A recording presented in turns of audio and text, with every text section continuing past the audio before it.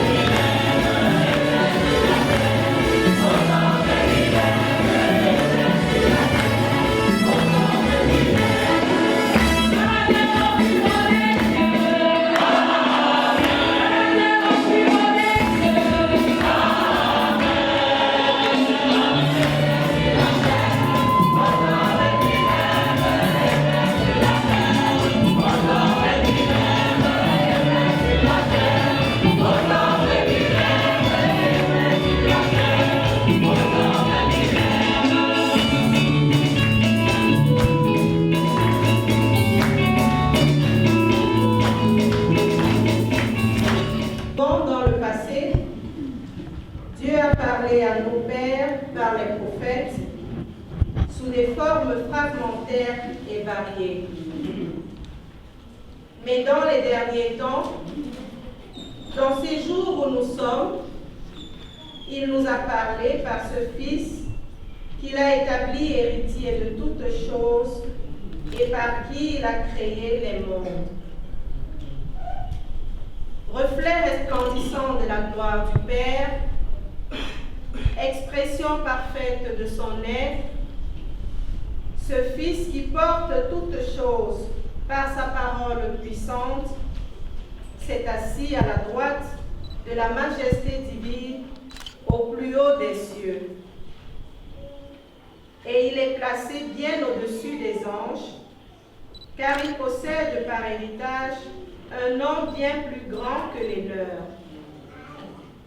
En effet, Dieu n'a jamais dit à un ange, « Tu es mon fils, aujourd'hui je t'ai engendré. » Ou bien encore, « Je serai pour lui un père, il sera pour moi un fils. »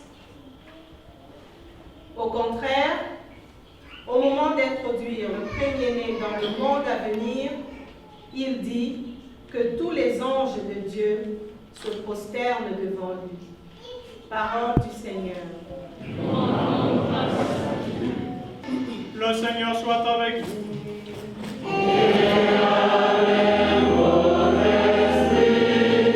Commencement de l'évangile de Jésus-Christ selon saint Jean.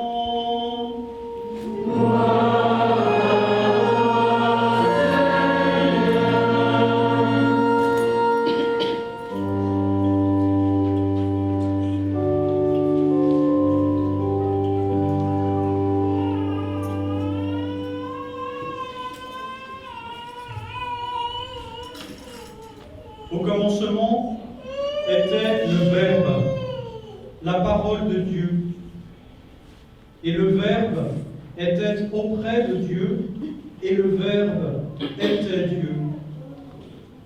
Il était au commencement auprès de Dieu.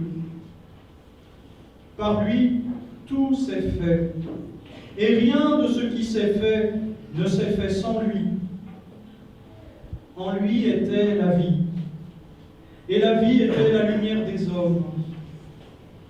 La lumière brille dans les ténèbres, et les ténèbres ne l'ont pas arrêtée. Il y eut un homme envoyé par Dieu, son nom était Jean.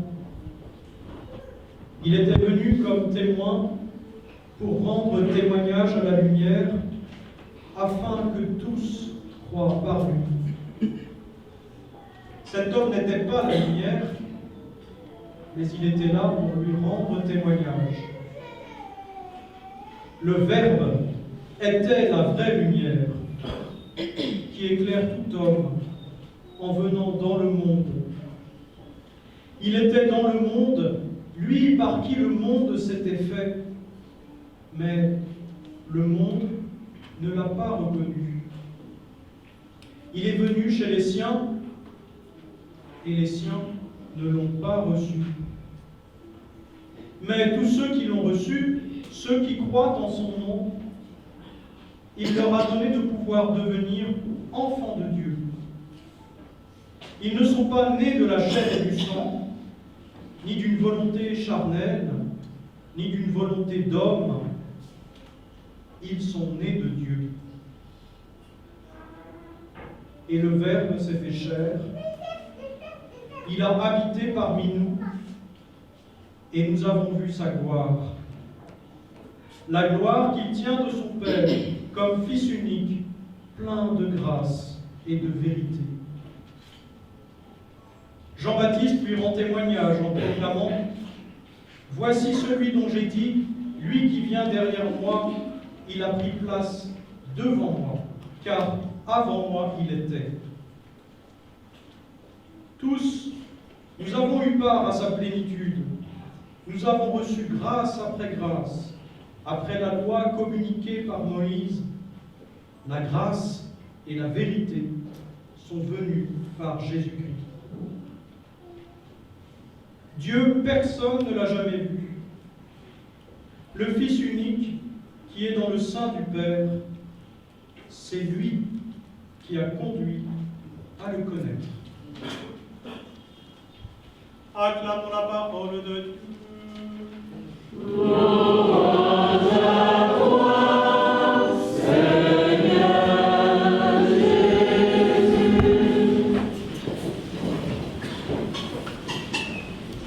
Frères et sœurs, loué soit Jésus-Christ. À jamais. Quel passage magnifique de l'Évangile nous venons d'entendre. Peut-être une des plus belles pages de toute la Bible. Ce prologue de l'Évangile de Jean, cette première page de l'Évangile de Jean, qui semble tellement compliquée et qui dit pourtant une chose tellement simple et tellement belle, que Jésus est né aujourd'hui, pour nous, dans la chair. Cette fête de Noël, je crois, c'est une fête de pèlerinage. C'est une fête de pèlerinage. Et dans les textes que nous venons d'entendre aujourd'hui, nous avons entendu des textes qui nous parlent de plusieurs pèlerinages, de plusieurs marches. Il y a d'abord le pèlerinage que depuis toujours l'homme fait sur la terre. L'homme qui marche, l'homme qui vit, qui fait le pèlerinage de sa vie.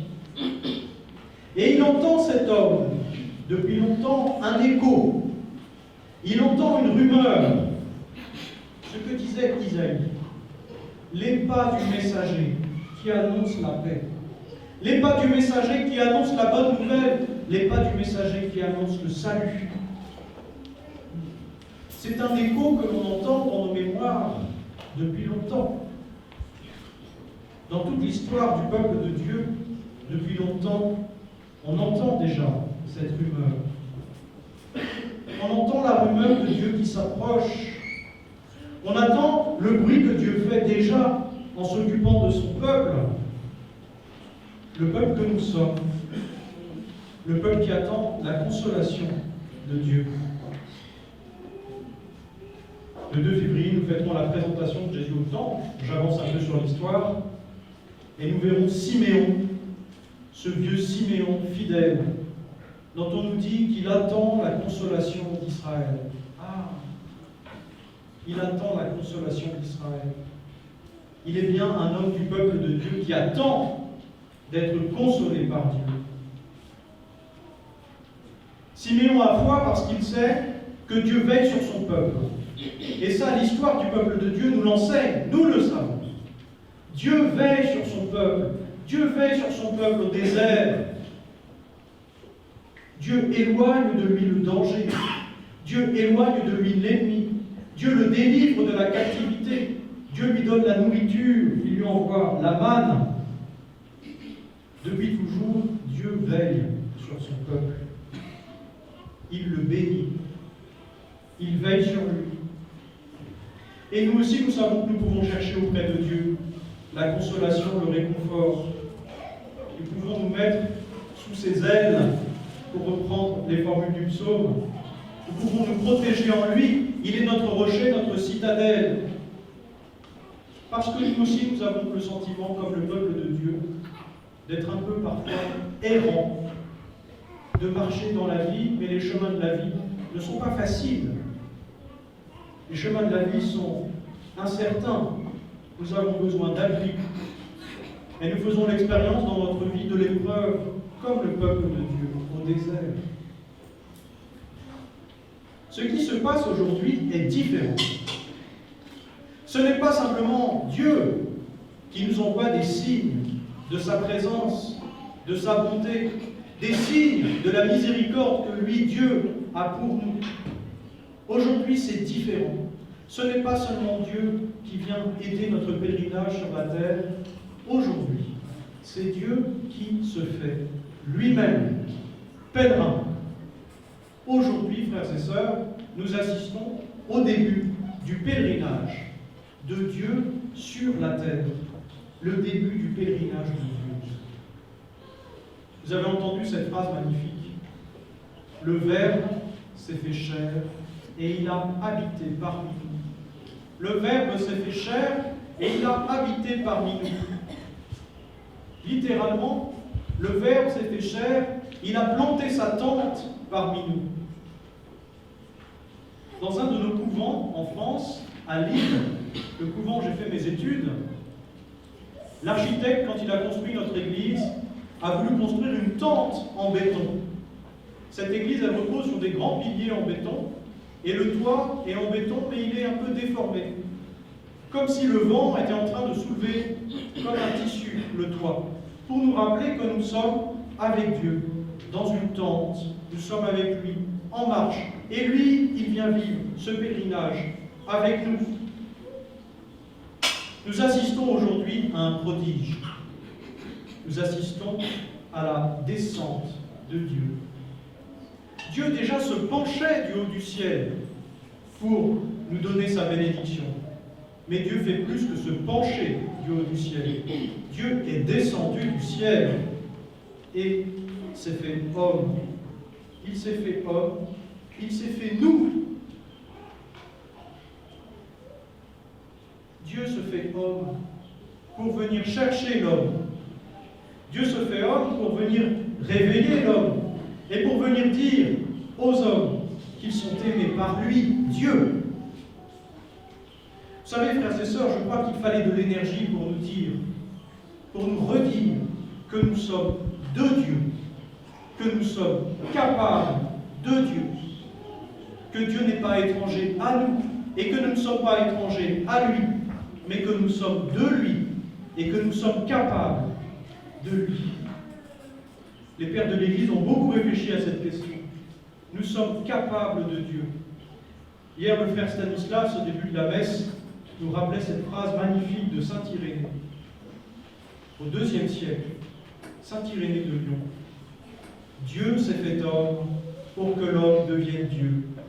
Dieu s'est fait homme pour que l'homme devienne Dieu. C'est l'admirable échange.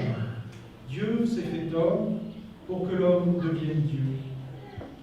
Mais nous, notre réflexe, est-ce que ça ne serait pas plutôt de craindre, d'avoir peur de Dieu, de lui dire, Seigneur, enfin, je ne suis pas digne de toi, je n'ai rien à faire avec toi.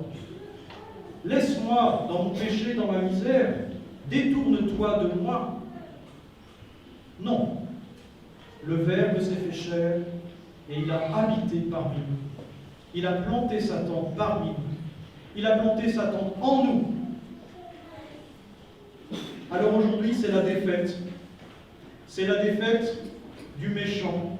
C'est la défaite du mauvais. C'est la défaite de celui qu'on appelle l'accusateur. Celui qui nous accuse pour nous tenir loin de Dieu, pour nous maintenir durablement loin de lui.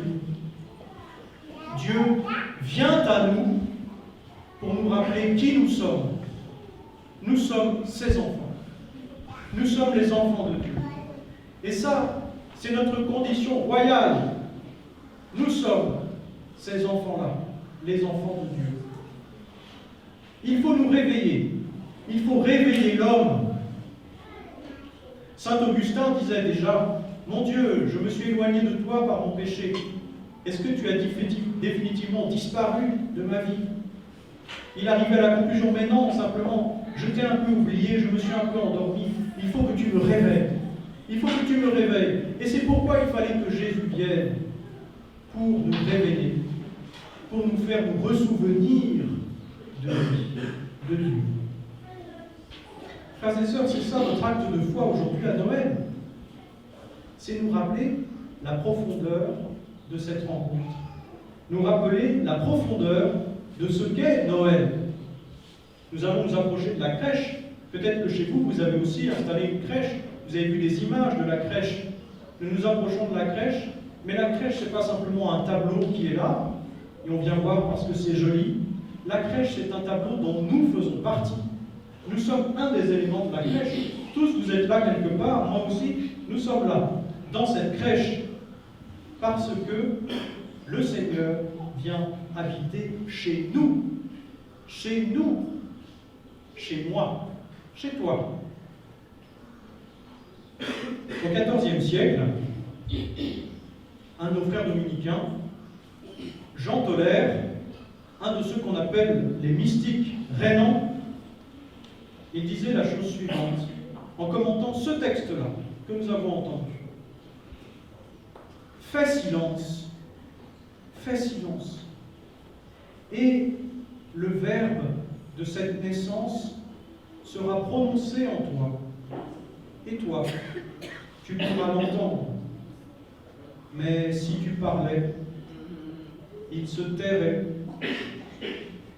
Ainsi, c'est en te taisant et en écoutant que tu vas rencontrer le Verbe. Sors de toi-même et il entrera. Plus tu sors, plus il entre. Ni plus ni moins. Il faut se taire pour laisser Dieu parler. Il faut se taire pour laisser Jésus venir en nous. C'est comme un début de pèlerinage. Mes frères, vous avez déjà vu comment est Saint Dominique, comme on représente le plus souvent. Saint Dominique, l'apôtre, le prêcheur, Saint Dominique qui va annoncer l'Évangile. Eh bien, ce qu'on connaît comme image la plus fréquente de Saint Dominique, c'est Saint Dominique qui se tait. C'est Saint Dominique qui est en train de lire la parole de Dieu et qui écoute cette parole, qui écoute ce verbe qui est prononcé en lui.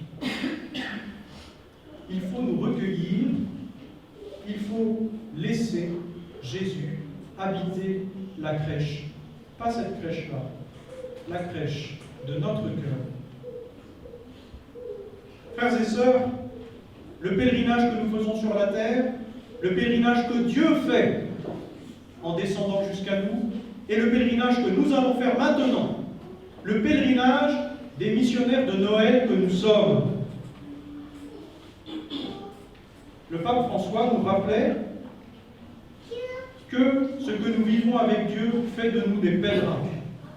L'intimité que nous vivons avec Dieu est itinérante. Aimer Dieu, ça veut dire pour nous le chercher chaque jour, mais ça veut dire aussi l'annoncer chaque jour. Annoncer chaque jour que le Verbe s'est fait chair et qu'il a habité parmi nous, qu'il a pris notre chair, qu'il a pris la chair de tout homme, de toute femme, qu'il a pris la chair des hommes, et que pour cela, Noël est une bonne nouvelle pour tous les hommes, pour tous les hommes, en commençant par les plus pauvres, par les plus petits, par ceux qui sont le plus loin de lui, par ceux qui sont le plus seuls. C'est pour eux d'abord que le Verbe se fait chair, et c'est en eux aussi, d'abord, qu'il vient habiter. Le Verbe s'est fait chair, il a habité parmi nous. Ça pourrait être une formule compliquée, c'est quelque chose de très simple. C'est simplement Dieu qui dit à chacun d'entre nous, réjouis-toi, réjouis-toi mon enfant, le salut aujourd'hui vient dans ta maison, réjouis-toi, aujourd'hui je viens habiter chez toi. Amen.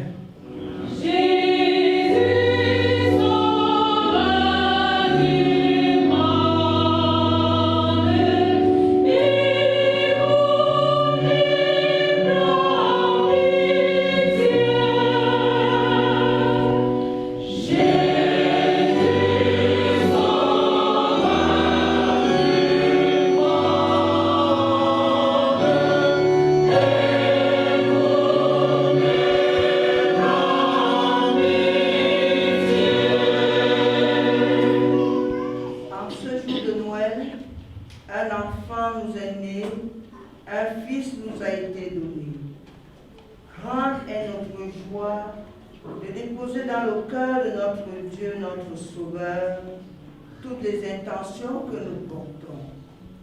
Prions pour l'Église, que la grâce de l'enfant Jésus donne au pape, aux évêques, aux prêtres, aux diacres et à tous les baptisés d'être les témoins vivants de ce Dieu qui se fait présent au milieu de nous.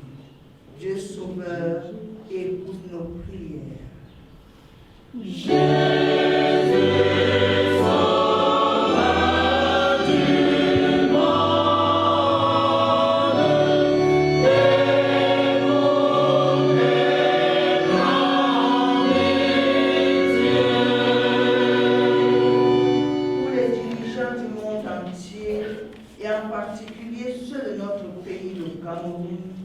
Que la grâce de ce Jésus né les inspire afin qu'il pose des gestes louables de paix et de réconciliation pour le bien de tous et de toutes. Dieu Sauveur, écoute nos prières.